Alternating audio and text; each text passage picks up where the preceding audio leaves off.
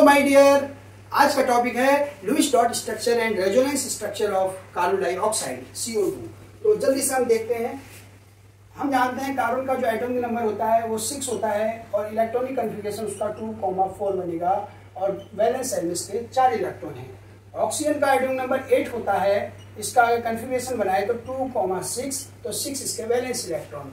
अब total valence electron कितने हैं वो काउंट कर लेते हैं।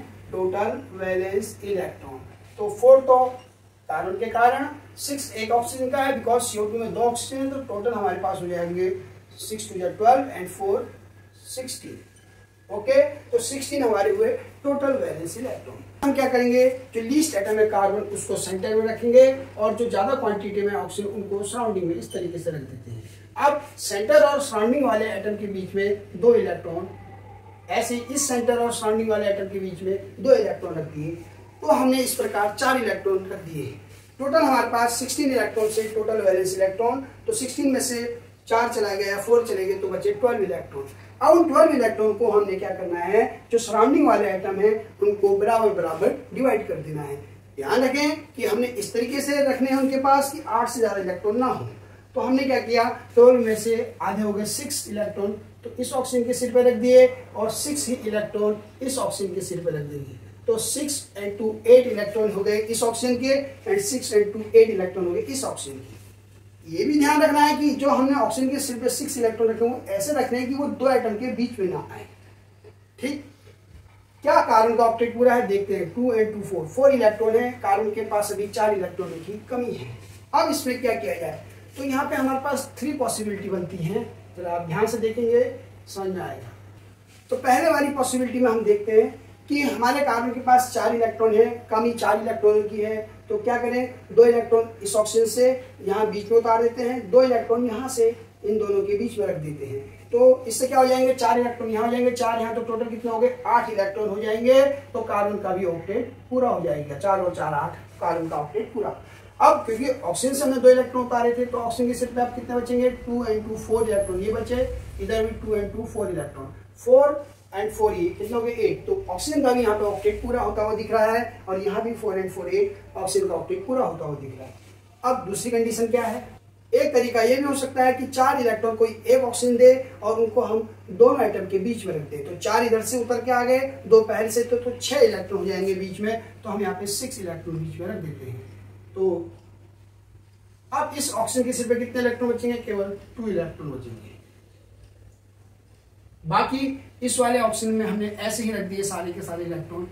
काउंट कर लेते हैं, 6 and 2 8 इस कार्बन का ऑक्टेट पूरा, 6 and 2 8 इस ऑक्सीजन का भी ऑक्टेट पूरा।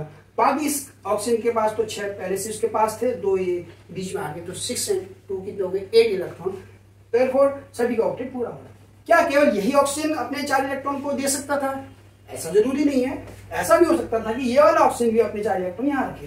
तो इस प्रकार एक स्ट्रक्चर और डेवलप होगा जिसमें इस ऑक्सीजन के सिर में तो 6 ही इलेक्ट्रॉन रहेंगे और बीच में 2 इलेक्ट्रॉन, फिर ये कार्बन। अब यहाँ हमारे पास 4 इलेक्ट्रॉन एक्स्ट्रा उतर के आ जाएंगे, तो 6 इलेक्ट्रॉन हो जाएंगे बीच में और इस ऑक्सीजन के पास केवल 2 इलेक्ट्रॉन ही रह जाएंगे।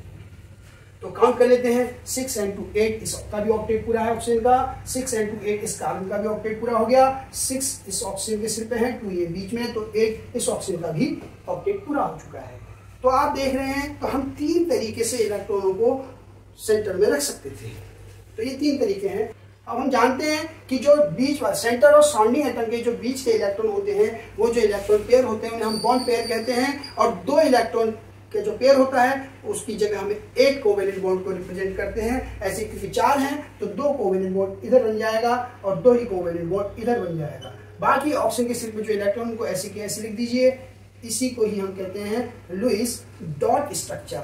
मतलब कि जो बॉन्डेड इलेक्ट्रॉन है उन्हें बॉन्ड की फॉर्म में लिख दिया और जो नॉन बॉन्डेड इलेक्ट्रॉन है उन्हें हम लोन पेयर कहते हैं, उनको हमने डॉट की फॉर्म में रख दिया।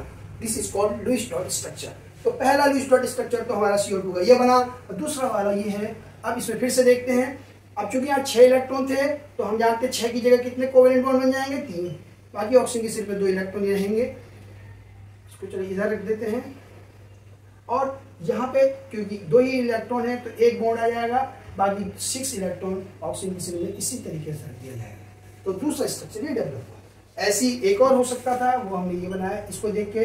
तो यहाँ भी because of 2 he electron pair है बीच में, तो एक बॉन्ड आ गया और बाकी लोन पेयर ऐसे के ऐसे रह गए। इधर बिकॉज 6 इलेक्ट्रॉन है सेंटर में, सेंटर और सराउंडिंग के एटम के बीच में, तो यहाँ पे 3 कोवैलेंट बॉन्ड आ जाएंगे और ऑक्सीजन के पास 2 इलेक्ट्रॉन भी आ गए। तो हमारे पास फर्स्ट स्ट्रक्चर ये बना CO2 का, दूसरा स्ट्रक्चर ये और तीसरा स्ट्रक्चर ये। तीनों स्ट्रक्चर एक दूसरे में चेंज होते हैं, इसलिए इन्हें इंटरकन्वर्टिबल वाले साइन से रिप्रेजेंट किया जाता है। ठीक हो गया। अब ये 3 स्ट्रक्चर मतलब CO2 की 3 फॉर्म को रिप्रेजेंट करता है। CO2 3 स्ट्रक्चरल फॉर्म में एग्जिस्ट करता है संसार में। तो these 3 structures are called resonating structure of CO2 and this phenomena is called resonance. Okay? तो यही हमारे लुईस डॉट स्ट्रक्चर भी हैं और यही हमारे रेजोनेटिंग स्ट्रक्चर हैं कार्बन डाइऑक्साइड के। Thank you.